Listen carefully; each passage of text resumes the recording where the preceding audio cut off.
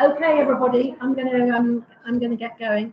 As Pete said, I'm Deborah Coles and I'm the director of INQUEST, and Jordan is one of the brilliant casework team that I'm sure many of you in this room have had contact with. And what I'm going to do is I'm going to do a brief overview of INQUEST work, talk a little bit about pre-Middleton, post-Middleton. Both Pete and I have been around quite a long time, and so have seen how inquests have evolved over the years. And then I'm going to talk a little bit about some of our work looking at deaths of Black and racialised people, and then end with some observations about some of the current challenges with inquests, in particular what happens to the evidence that comes out of inquest.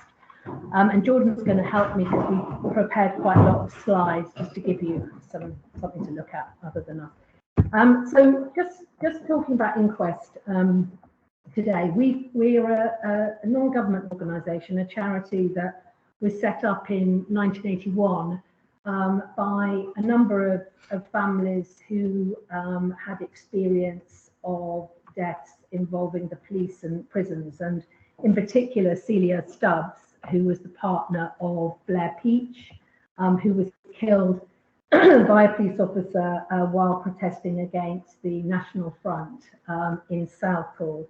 They came together in part because of the concerns that they had about how they could navigate the processes of trying to find out the truth, and the very, very narrow remit of the inquest system, and the completely inadequate investigations that were taking place. So the charity was set up, and today is the only NGO that provides expertise on state-related deaths and their investigation to bereaved people, lawyers, advice and support agencies, the media and parliamentarians. And our specialist casework, and by what I mean state-related deaths, it includes deaths in police and prison custody, immigration detention, mental health settings, and then deaths involving multi-agency failings, or where there are wider issues of state and corporate accountability. So that includes work around the Hillsborough football disaster and the Grenfell town fire. And it is the policy, parliamentary, campaigning and media work that we do, which is grounded in the day-to-day experience of working alongside bereaved people. And we employ at the organisation what we call an integrated model. So we bring together the casework support, the family participation, the identification of thematic trends, statistics and analysis. And all of this really feeds into our work to ensure that the family voices are forefront and heard by those who need to hear them, but also it's about holding the state to account for individual deaths, but trying to change policy and practice to prevent future deaths, and for there to be meaningful social and transformative change. And that is really an important aspiration of our team and the families with whom we work. And I've just kind of put a couple of slides there just to explain. If you can go back to, oh yes, this one. And that just gives you a sense of the areas that we work on. We do take on other individual cases that raise issues of concern. So for example, many of you will be aware of the use of asylum, home office accommodation for asylum seekers. And we heard among many organisations being really concerned when they started placing people on the Bibby Stockholm barge. A man then subsequently took his own life on that barge, and at the moment the only investigation that will be carried out into that death is the Home Office internal investigation, which will then inform the coroner's inquest.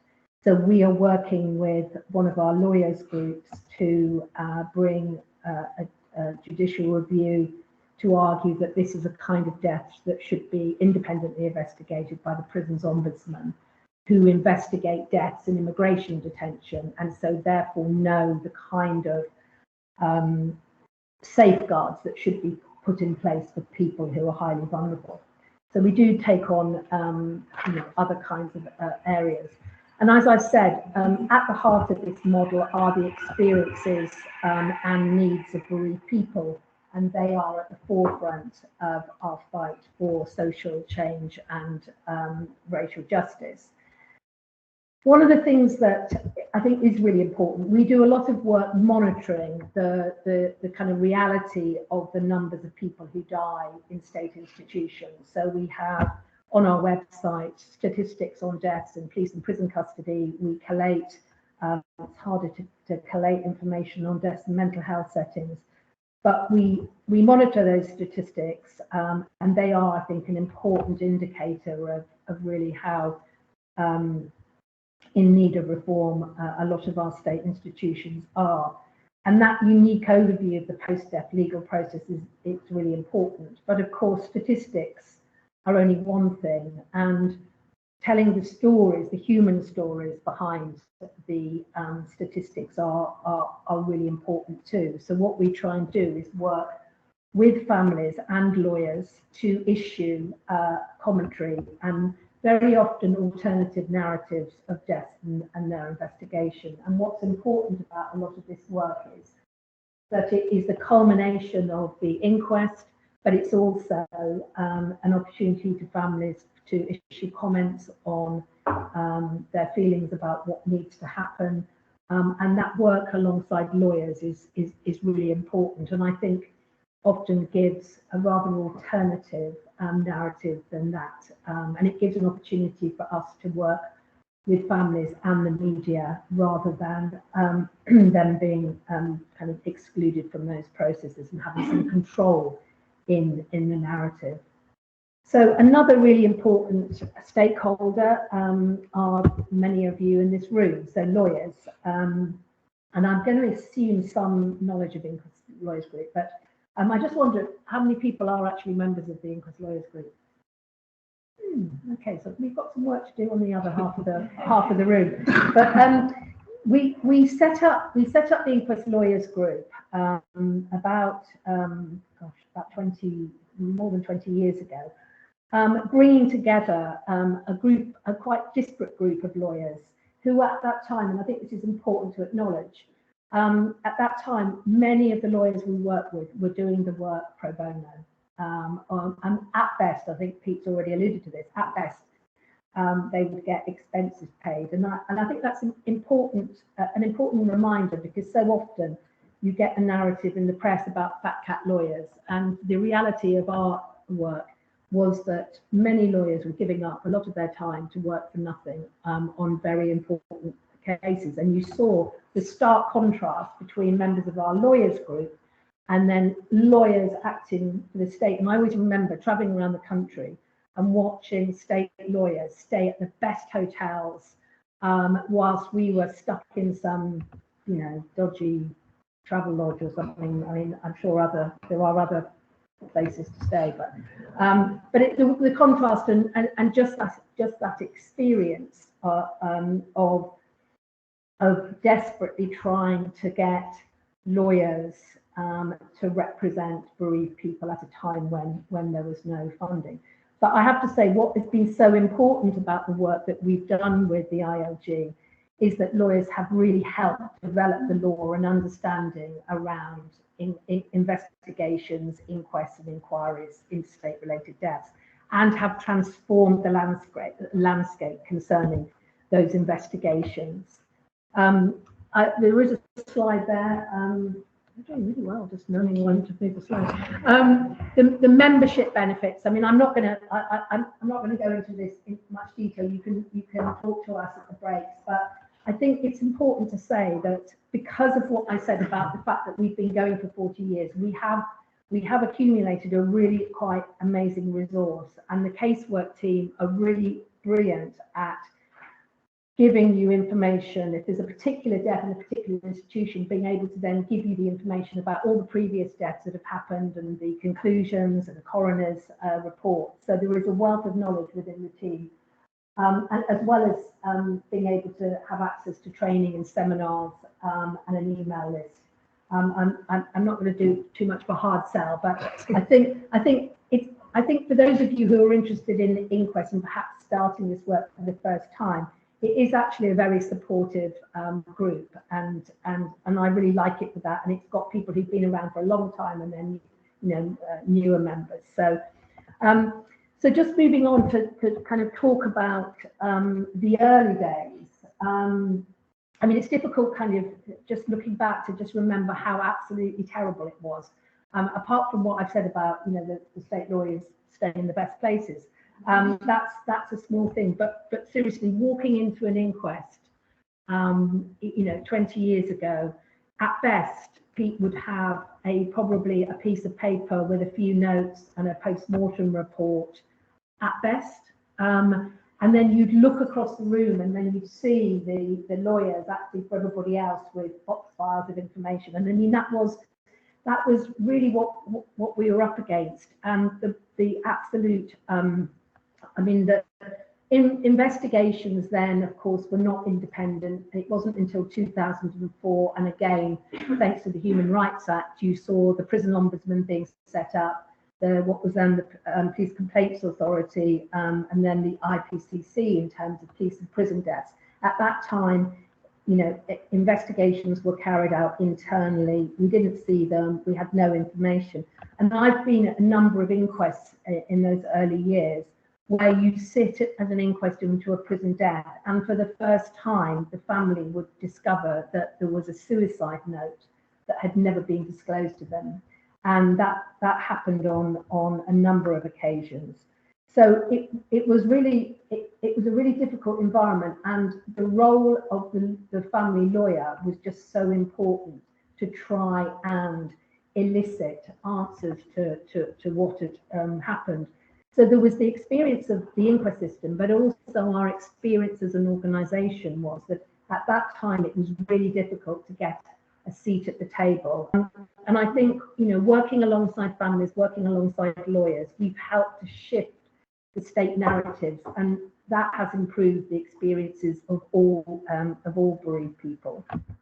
So, as I say, families, campaigning, lawyers have been the driving force behind securing important changes to inquest law and making the rights in the Human Rights Act a functioning reality, so that families can try and seek justice and accountability in the courts. And the development of case law in parallel with work for coronial reform has had a really important impact on the effectiveness of the process, and I think has also seen a more purposeful interpretation of these core rights, the broader scope of inquiry, and as Pete has described, the opportunity for the delivery of more meaningful conclusions. And I think it's difficult to explain how important the post-Middleton use of narrative conclusions has been for families. I mean, not only has it been a tool for enhancing the participation of the jury in the analysis of systemic failure, it's also meant that families can actually have ordinary peers, men and women, who have recognised that their loved one has been failed and the reasons why they've been failed.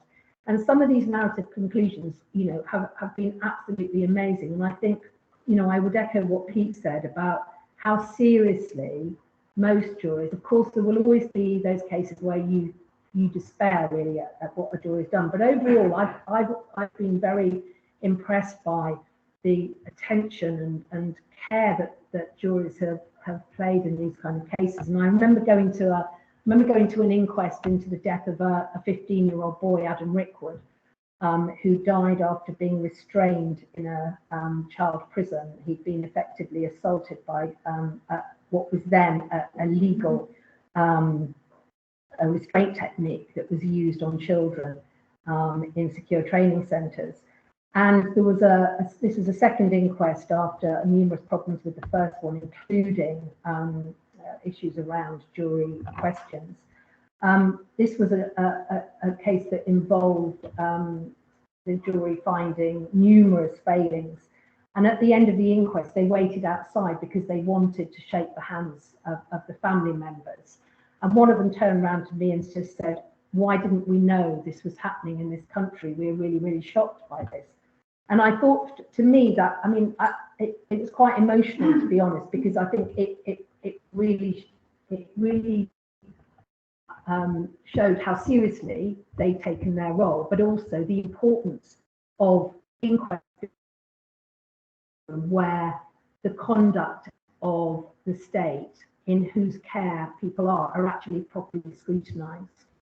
And the other thing to say in talking about some of these inquests as well is that frequently we've seen inquests where the families are properly represented, where the juries and the evidence that's come out has challenged the findings of investigations. And I think the reason for that is often, I mean, concerns about how the initial investigations have been carried out, but also the importance of the opportunity to test evidence, to actually question witnesses.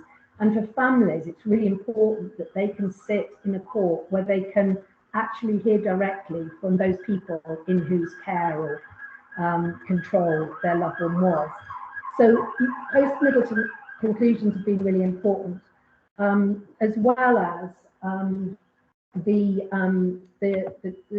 coroners now being having a mandatory duty to make reports on matters of concern, and that has seen a very welcome increase, I think, in the number of coroners' reports. What used to be Rule 43 reports, which are now prevention of future death reports, and I'm going to come on and say a bit more about that. And then the role of the chief coroner to bring more judicial oversight, training, and greater consistency to the inquest process. And a lot of this was the result of the Coroners and Justice Act 2013, which again, a lot of lawyers worked with Inquest on, and the previous Labour government to bring the Coroners and Justice Act into force.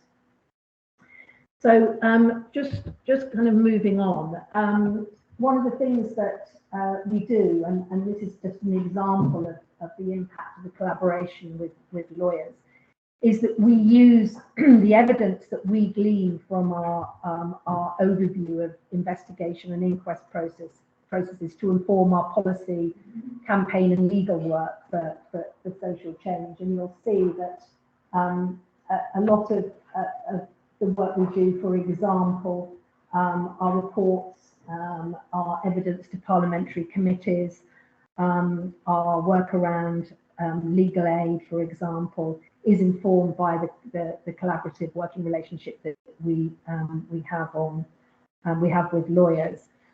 But there are, unfortunately, there are still many challenges within the system.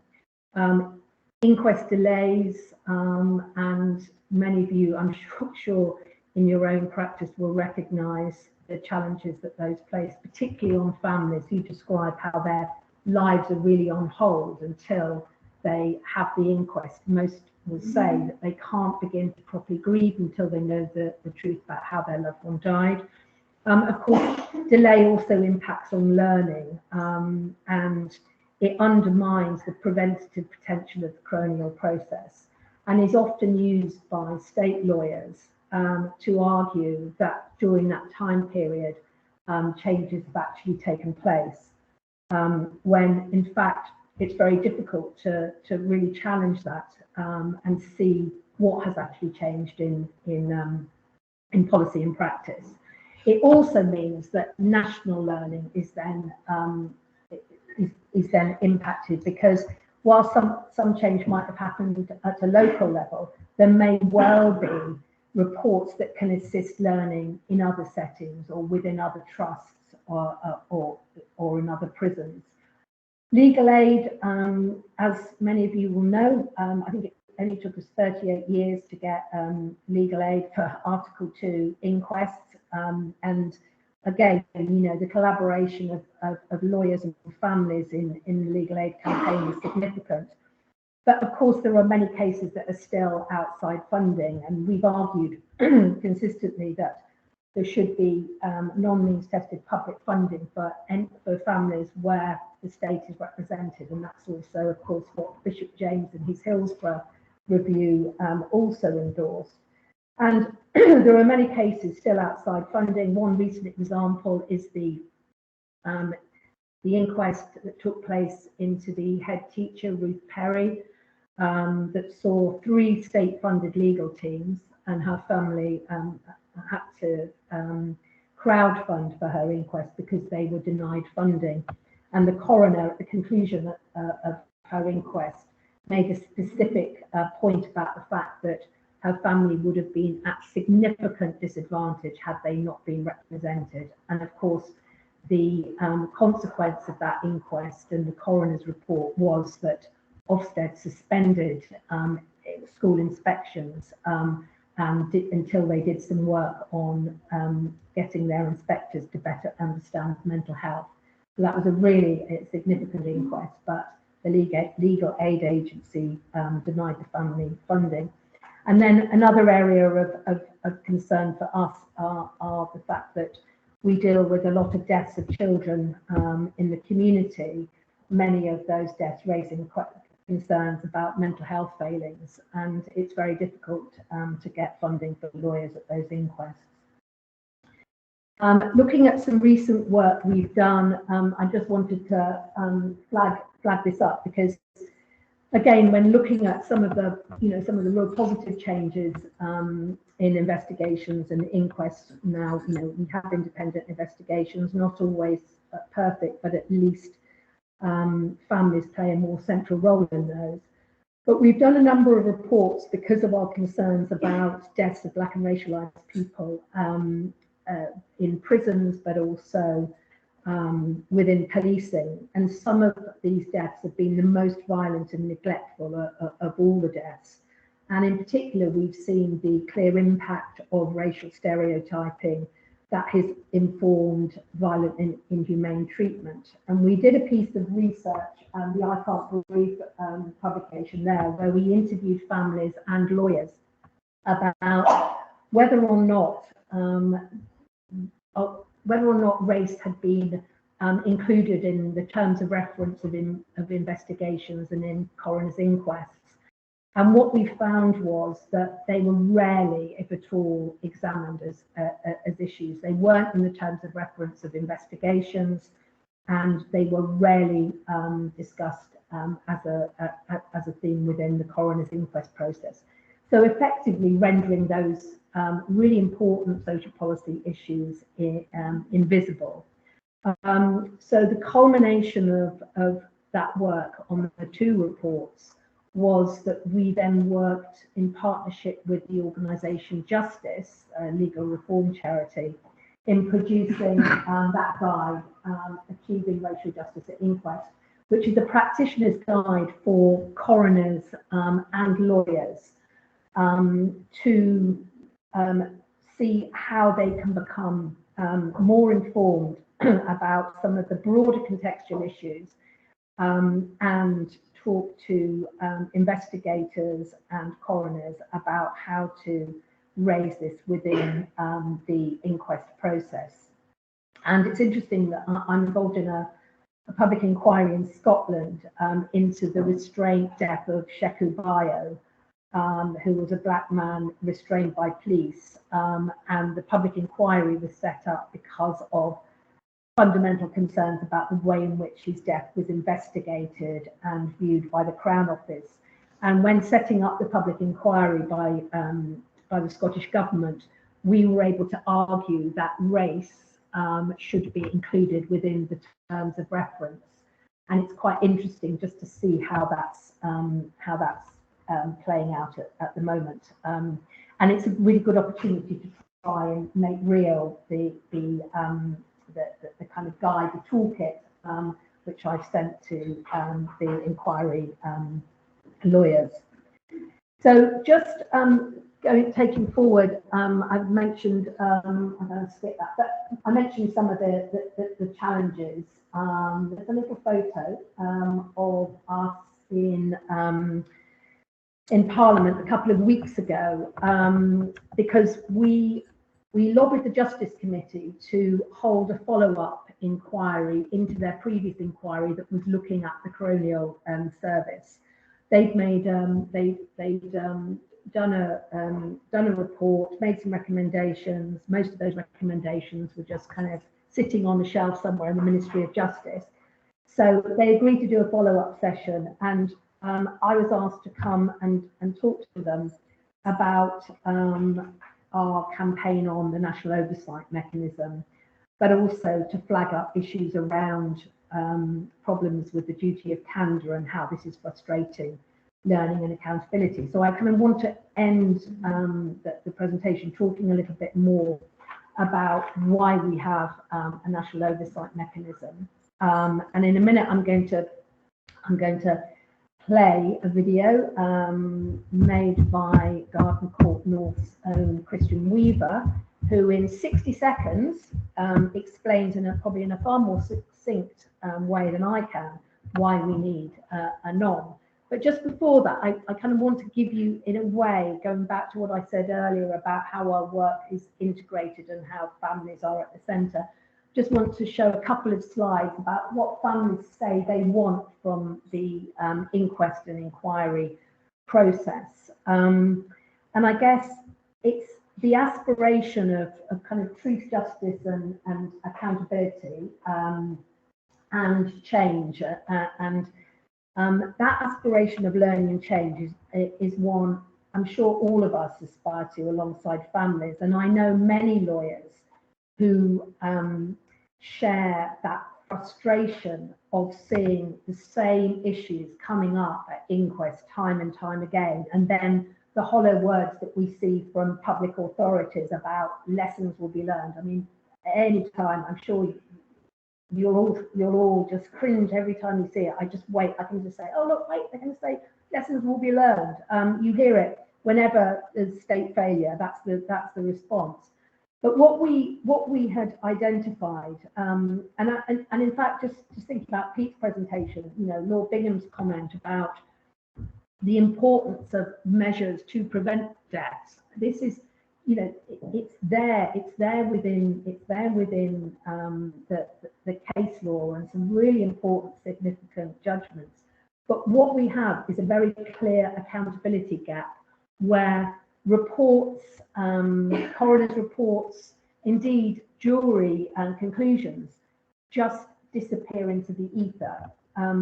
One small reform is that at least now you have a judiciary website where most of those reports will end up. But what is really difficult is to then track what has actually happened to those reports, what has changed on the ground.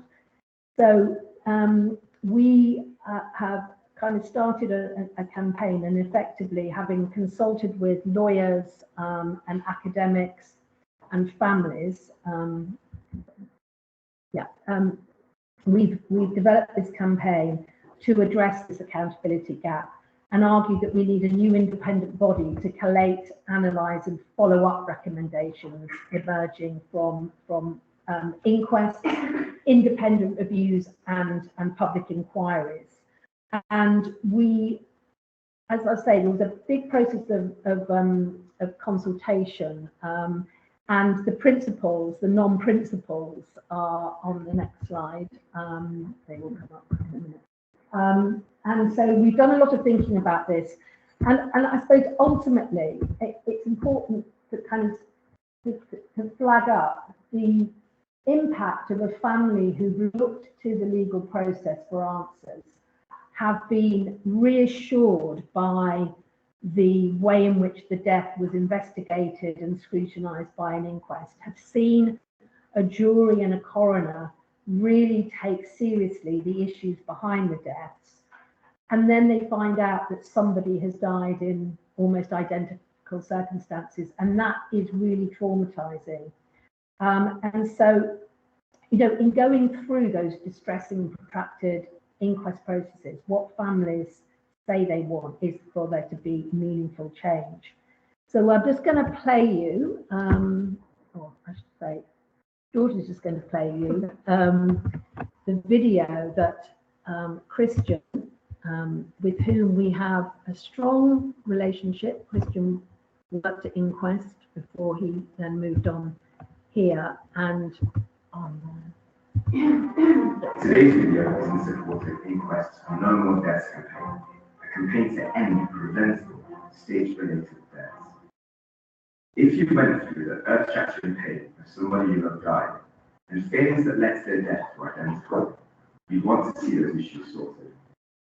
If recommendations were made following the death of your loved one, aimed at protecting others, you'd want to see those recommendations enacted.